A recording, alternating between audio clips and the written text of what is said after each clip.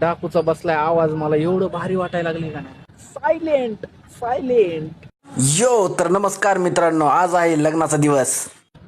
कालपासून मी किती पळाले माहिती का, गळ्यातला आण कानातला आण ह्या आण त्या आण. डाकूनी मग एक डायलॉग मारला, हाऊस पुरवणारा नवरा भेटलाय म्हणले आणि गप बसली.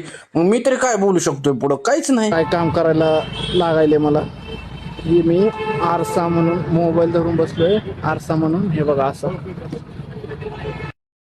डाकूचा बसलाय आवाज मला एवढं भारी वाटायला लागले का नाही. तुम्हाला खोटं नाही सांगत, मला लय भारी वाटायला लागलं.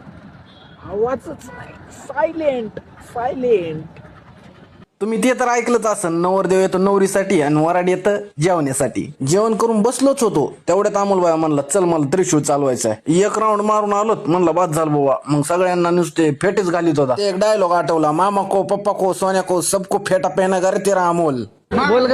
मला काय म्हणत होती, माझ्या लेकराला वरून गेल्या घरी झोपला लाडून.